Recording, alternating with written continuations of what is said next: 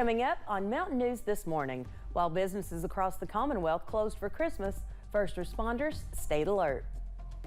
And health officials want to keep you safe as you begin to unwrap your Christmas dinner leftovers this year.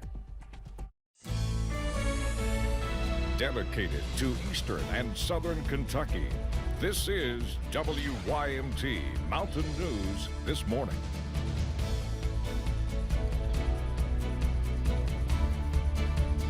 Good morning, I'm Chas Gayhart. It is 6:01 on Monday, December 27th. Let's go back over and see what's happening in the Weather Center. Dry for now, Miss Gayhart, but I do think we'll see some more rain chances later today. Not bad temperatures. No, not at all, because they're actually going up this morning instead of down, which is unusual for late December.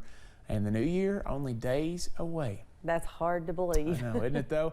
Let's talk about it here this morning as we start our scan on live pinpoint Doppler radar. And there's not a whole lot to scan out there this morning, and some of that may not even be reaching the ground. Sprinkles to start the day. I think we see better rain chances a little bit later on. At Corbin along I-75, maybe just a little bit of rain. They had some earlier up to the north there at Mount Vernon. But for the most part, the temperatures are the big story. Up to 64 now in Monticello, 61 in Jacksboro. Yes, you're hearing this right. If you've been watching for a few minutes, these temperatures are actually going up. Jonesville was at 42 when we started the newscast 1 hour ago. Now they're at 48. One of the cooler spots in the region. Lots of mid to upper 50s out there as well. The average high for this time of the year is 45. The forecast high is 67, but that will not break a record. That was 77 set back in this day in 2015. Chas? Thanks, Brandon. As we wrap up the Christmas holiday, people are returning home after spending time with family.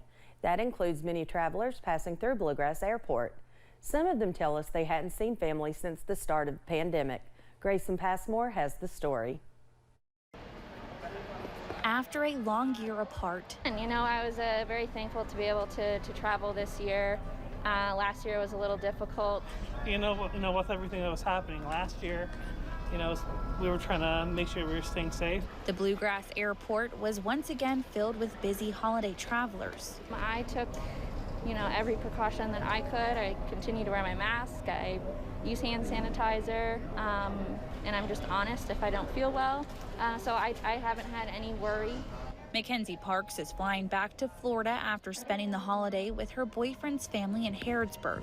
My boyfriend's sister, it was her son's first Christmas. So seeing that and being able to open presents up on Christmas for Santa was really fun. From Harrodsburg to Berea. I'm actually flying back home to Phoenix. Alexander Gomez hadn't seen his family in a year. Finally, get to see them again. Saw some new habits. I'm like, oh, okay. I guess that's the thing we're doing now. New holiday traditions may be another side effect of the pandemic. But for the most part, it's just been a big relief to finally get to see them again. A relief seen on faces throughout the airport. From the smiles at happy reunions and even the tearful goodbyes. After a long year apart, loved ones are finally home for Christmas. In Lexington, Grayson Passmore, WKYT.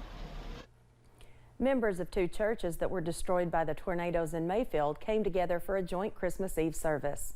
In an empty lot next to where the two churches once stood, Mayfield's First Presbyterian and First Christian churches came together and sang Silent Night. Governor Andy Beshear called the storm system that ran through Mayfield the deadliest in Kentucky history. The tornado that destroyed the two churches took more than 70 lives throughout western Kentucky. Evangelist Franklin Graham and country and bluegrass artist Ricky Skaggs spread some Christmas cheer to tornado victims in Mayfield during Christmas Eve. Graham and Skaggs served meals through the humanitarian organization Samaritan's Purse, of which Franklin is president and CEO. Skaggs, a 15-time Grammy winner, also sang "O Come All Ye Faithful." With so many businesses and offices closed for Christmas, it could have been hard to know who was open and who was not. But for first responders around the globe, Christmas was just another work day. Many emergency services like the Hazard Fire Department still operate with a full staff on holidays like Christmas. Major EMT at the Hazard Fire Department, Freddie Guffey, says although big holidays are like Christmas are usually slow for emergency services, they are always ready when needed. We just try to advise people to be safe and pay attention when they're out driving. Be safe when they're cooking at home and watch what they're doing. If something does happen, you know, have a relief of knowing that we will be there to help, because that's what we do. Guffey adds that although it can be hard missing out on certain holidays, he is happy knowing that if someone is in need, the department is there to help. During the holiday weekend, many gathered with family, but an addiction treatment organization focused on those who are spending the holidays away from loved ones because of substance abuse. Addiction Recovery Care is the middle of a campaign this holiday season to encourage people to seek treatment now, even if it's during the holidays. You can give the gift of recovery to your family, and I'm sure that would be the best gift that they could ever receive, because they're getting their family member back. So not just for this holiday, but for every holiday after this. Carol says she once struggled with addiction herself and had to enter an ARC facility. Today, Carol works with ARC, meeting those in need. If you would like to contact someone about recovery, you can visit ARC's website at arccenters.com. When we think of Christmas, we often associate it with eating a home-cooked meal with our loved ones. But when we store that food from our holiday get-togethers, it's easy to forget about the risks of foodborne illnesses. WYMT's Alyssa Williams spoke to health department officials about how you can keep yourself and others safe during the holiday season. For many individuals, this will be the first holiday season since before the pandemic that they'll be gathering with loved ones over a meal. But with that opportunity comes a greater risk of foodborne illness. You know, there's 4 basic steps to food safety that the CDC recommends. That's very important, not only around the holidays, but any time of year. After you and your family are done eating, it's important not to keep food sitting out for too long in order to stop any bacteria from growing. A lot of times we like to sit around and visit after a meal, and that's great, but we may not have to do the dishes right then, but at least put your food, take care of it properly so that it remains safe to consume. When storing leftovers, it's important to stay informed on how long food can sit in the fridge. Health department officials say that many leftovers can be consumed only a few days after that holiday meal. Most foods are only safe to consume 2 to 3 days after they've been prepared. A lot of us, we eat that leftover turkey a week later and think, well, that didn't taste just right, but I guess it's okay. Oftentimes we consume leftovers much longer than we should sometimes. Keeping you and your loved ones safe from foodborne illness this holiday season. Alyssa Williams, WYMT Mountain News.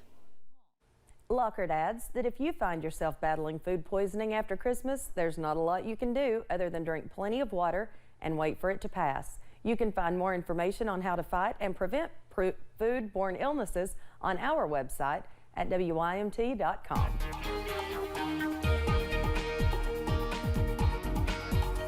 Coming up on 6:09, and a tricky forecast on the way this week. Some off and on rain chances for the first couple of days, and then they'll pick up in coverage as we head toward midweek. Let's take a look at our temperatures, though, as we head through this morning. That's another big story. 64 Monticello, 61 in Jacksboro. A lot of folks closing in on 60 or have been there and come back down a little bit. And we went from 42 to 48 in Jonesville in the last about hour and 9 minutes. So it's been an interesting forecast, to say the least. We go up to about 67 today. It's going to be a breezy day. We could see winds gust as high as 20 to 25 miles per hour at times out of the southwest. Some rain chances later, but as we take a look at the headlines for the week, it's going to stay mild for several days. The wind is going to be around for it's going to be around for a while as well, and 2 cold fronts are on our radar. We're tracking both those for you, and we could see some snow to start 2022. And if we get that snow, that will keep us from breaking the all-time record for the latest snowfall at Jackson. Chas? Thanks, Brandon. And thank you for joining Mountain News this morning. More news is on the way. Coming up, a COVID-19 outbreak on board a combat ship forces its crew to stay put in port during Christmas.